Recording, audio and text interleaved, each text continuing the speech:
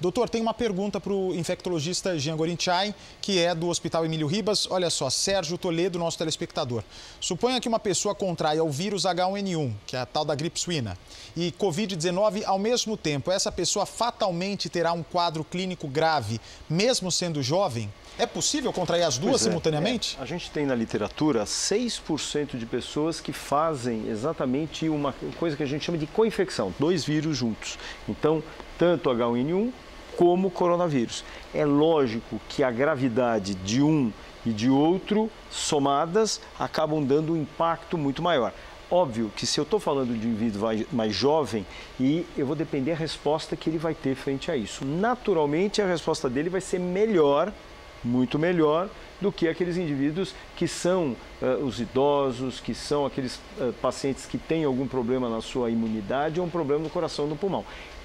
No jovem, a resposta tende a ser melhor. É um quadro clínico muito mais comprometido, então ele vai ter muito mais dor no corpo, muito mais dor nas juntas, pode ter realmente um pouco mais de falta de ar, mas ele não vai evoluir da forma tão grave como é que nós temos visto, por exemplo, nos idosos, seja para o H1N1 isoladamente, seja para o coronavírus também isoladamente. Agora, quando eu somo isso para um paciente idoso, realmente a mortalidade é muito grande, e é por isso que o próprio Ministério da Saúde se antecipou na campanha de vacinação, que começou agora no dia 23 de março, visando fazer uma proteção contra o H1N1, já que ele está muito, quer dizer, os vírus da gripe de forma geral, seja o influenza A, o H1N1, seja o influenza B, que está muito circulante no nosso meio, como ao mesmo tempo proteger eventualmente esses indivíduos de uma associação, de uma co-infecção. Eu quero fazer um alerta, né, para todos que estão nos acompanhando e que usam o transporte público. Muita gente ainda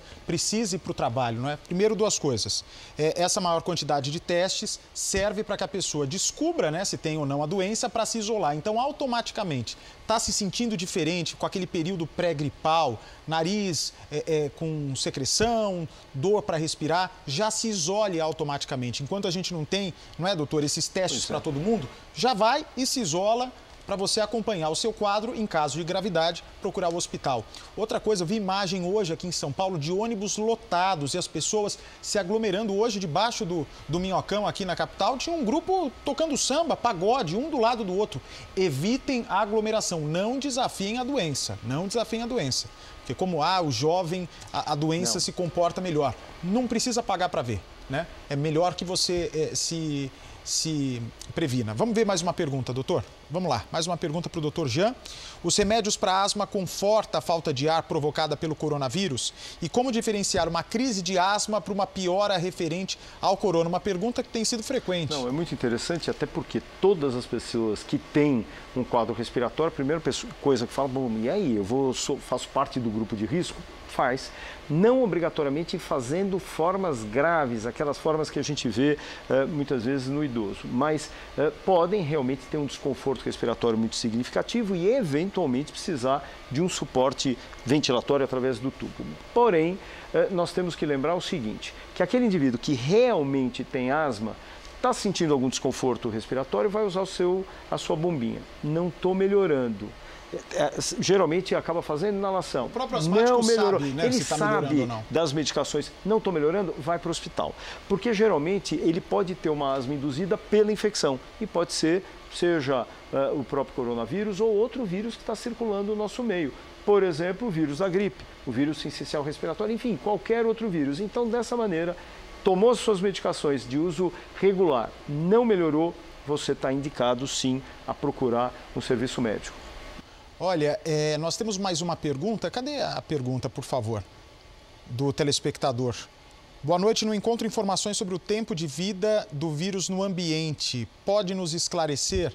Uma pergunta importante porque é um vírus que danado esse daí, né? Ele fica bastante tempo. Pois é, a grande questão é que a gente sempre achava que vírus respiratório, assim como os trabalhos que mostravam, por exemplo, no H1N1, que mostrava que, por exemplo, ele ficava na superfície por um período de minutos até, quer dizer, de segundos até poucos minutos. Hoje o que a gente tem percebido é que ele pode sim perdurar muito mais tempo. E vai depender exatamente qual é a superfície, qual é o material. Por exemplo,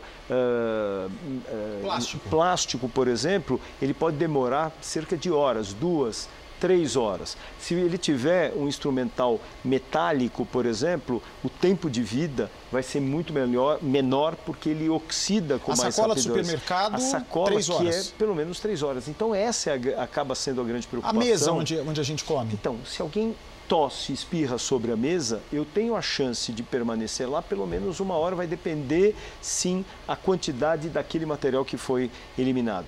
Isso são alguns estudos que foram feitos já com o SARS-1, que foi lá em 2002, e já tem trabalhos agora mostrando exatamente com relação ao Covid-19. Portanto, a gente percebeu que não é só a tosse, o espirro, mas o contato das mãos fundamental. Então, eu tenho sim que promover a minha higienização, lavagem com água e sabão. Se eu não tenho isso à minha disposição no determinado local, o uso do álcool gel é fundamental. A gente tem que lembrar de algumas pessoas que são vulneráveis e que continuam trabalhando. Eu recebi na minha rede social uma colocação de um carroceiro. Ele falou: doutor, eu preciso trabalhar porque eu já não tenho comida na minha casa. O que eu posso fazer para me proteger? E óbvio, água e sabão. Como que ele vai levar? Leva nas garrafas PET, a água, leva um sabão, mesmo aquele que de lavar a roupa, e de tanto em tanto vai promovendo a sua loja. É uma orientação da Organização Mundial da Saúde, não é? Para que se instale tanques com água e sabão na frente das comunidades? Eu não preciso obrigatoriamente virar e falar assim: pô, mas ele está na rua, como que ele vai fazer? Ele não tem acesso até para uma questão econômica, então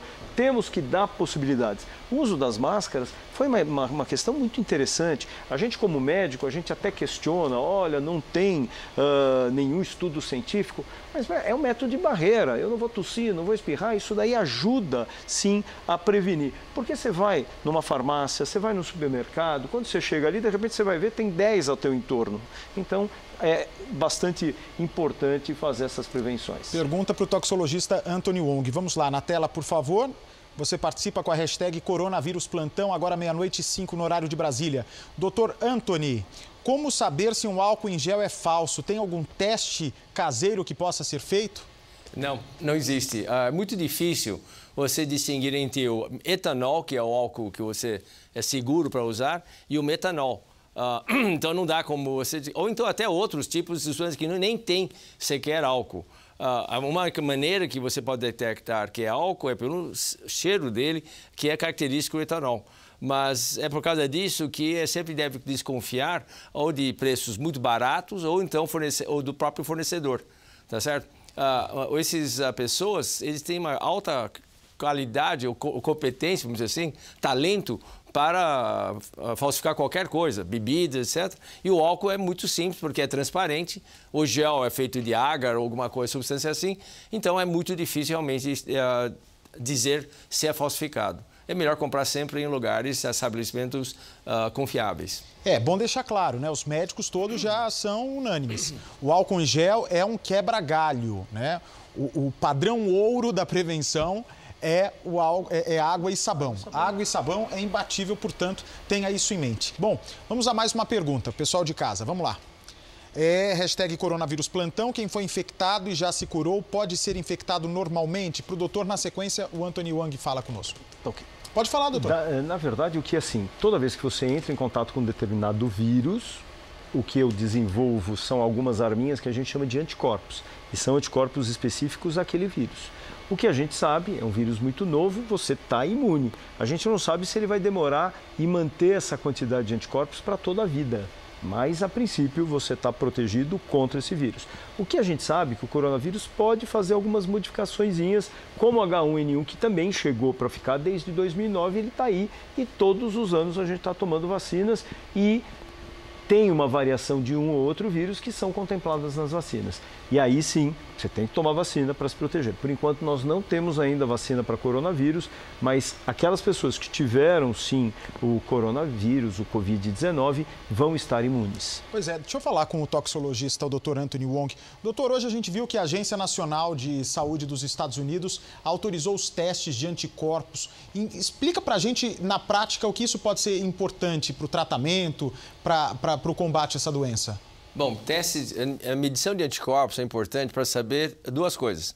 Primeiro, para saber se a pessoa realmente está infectada. Você tem duas maneiras, como já mostrado anteriormente, né? Você pode mostrar ou através de um swab, então ter uma coleção da narina ou da boca, mas principalmente a narina, para saber se você consegue detectar o vírus. Então isso é feito através de imunoensaio, um líquido que já tem anticorpos ou marcador específico para aquela substância, seja H1N1 ou então o coronavírus, nesse caso o coronavírus, e se ele é positivo, quer dizer que a pessoa está contaminada ou infectada. E se tiver sintomas, então realmente aqueles sintomas são relacionados ao agente que foi detectado. A presença de anticorpos é para saber se a pessoa tem a doença ou teve a doença e vai ficar. Então essa é uma forma de você avaliar que parcela da população já teve e que está imune. É importante lembrar, em qualquer infecção viral, ele tem as pessoas que contaminam e vai disseminar a doença. Isso, a primeira fase que tem, são as pessoas que, por exemplo, como o coronavírus tem uma R0 chamado 2,5 aproximadamente, cada pessoa que tem a doença, ele vai infectar 2,5 pessoas. Essas 2,5 pessoas vão infectar mais 2,5 pessoas cada um. E assim por diante. Então, é por causa disso que você tem a exposição, um aumento exponencial das pessoas. Nem todas as pessoas têm a doença, manifestam a doença. São chamados portadores sadios ou portadores assintomáticos. Eles têm o vírus, ele pode espalhar o vírus, mas ele já está imune, ele não vai ter a doença mesmo. E tem as pessoas que são sintomáticas, aqueles 90% que vai ter uma doença leve e tem aqueles 10% que vão ter a doença muito mais grave. Então, todas as pessoas que foram infectadas pelo vírus. Você precisa de anticorpo para saber se essas pessoas têm. É uma forma muito importante você medir o futuro, quer dizer, como vai progredir essa doença. Por exemplo, nós sabemos que toda doença desse tipo, ele parece um cone de sorvete invertido.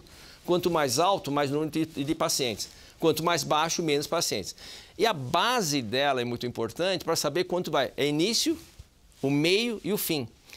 Essa duração de quase todas as doenças respiratórias, por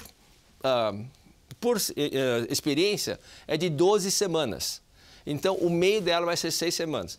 Se coronavírus copiar ou evoluir como as outras, nós vamos chegar a esse epicentro, esse meio, mais ou menos daqui a uma semana e pouco. Logo em torno da Páscoa ou logo depois. E se Deus quiser, então nós vamos ter a fase descendente. Se Deus quiser. Os países que estão experimentando coisas diferentes é porque estão numa situação de muito frio. Provavelmente, como já foi discutido, o coronavírus ele vive bem, quer dizer, ele dissemina bem entre 3 e 17 graus. É por causa disso que Rússia, Finlândia tem uma incidência tão baixa. E os países da América Latina, Austrália, por exemplo, a Argentina não tem quase nada. E mesmo para o Brasil, a nossa incidência é relativamente pequena. Então, esse exame de anticorpos é importante para nós mapearmos a real situação, se nós estamos na subida ou na descida no tempo, do ponto de vista epidemiológico. A ciência está trabalhando para ajustar os testes sorológicos que vão mostrar quem contraiu o coronavírus, quem está imunizado. Ou seja, esse teste pode levar ao fim o confinamento. A pessoa que está imune não vai precisar mais ficar isolada. Esse é o futuro, então? Pois é. O fato, até então, a gente tinha só o PCR. O PCR mostrava o quê? A proteína C reativa mostrava o vírus. Então, óbvio que a pessoa acabou de internar, a gente detectava o vírus. Hoje a gente quer saber uma outra questão, que são os anticorpos, que são aquelas arminhas que a gente produziu contra o vírus. Por isso que a gente precisa fazer depois dos 7 dias. Isso é bom porque eu vou saber quem são as pessoas que tiveram, quem não, porque muitas das pessoas hoje que estão tossindo, espirrando, falam, ó, vai para casa porque é coronavírus. Quando faz o teste, vem negativo. E aí você fala assim, puxa vida, olha que beleza, posso voltar a trabalhar. Agora imagine hoje um profissional da saúde, um policial, um bombeiro que precisaria estar nessa frente de batalha, ele acaba sendo recluso se ele não tem o teste. Então, quanto mais a gente testa, a gente vai ter a possibilidade de saber como que a minha população está, se ela está realmente infectada ou não, para as políticas, inclusive, de confinamento. Pô, vamos manter a quarentena? Não, não vamos. Vamos já voltar a trabalhar de forma gradual ou não? Então, isso é uma forma de ajudar, inclusive, as políticas públicas com relação à proteção da própria população. Tá certo. Doutor Anthony Wong, toxicologista, uma boa noite para o senhor. Obrigado pela participação, pela gentileza de ficar até essa hora conosco, tá, doutor? Obrigado pela oportunidade de falar com vocês. Eu quero lembrar sempre que pânico e medo pode matar mais que a causa. É o que acabou de falar agora. Então, gente, realmente é um vírus de alta contagiosidade, mas relativamente baixa letalidade. Mas o pânico e o medo parece que ser muito mais prevalente do que o próprio vírus na nossa sociedade. Perfeito, doutor. Obrigado também, doutor Jean Gorenchain, do Hospital Emílio Ribas. E é isso, né, gente? Amanhã a gente vai acordar, obviamente, o número de infectados vai ser maior, né? Como todos estão explicando aqui, nós precisamos respeitar esse ciclo, mas está literalmente nas nossas mãos também o poder de impedir a propagação desse vírus no Brasil. Portanto, lave as mãos frequentemente, não é? Respeite as orientações do Ministério da Saúde e das suas autoridades locais.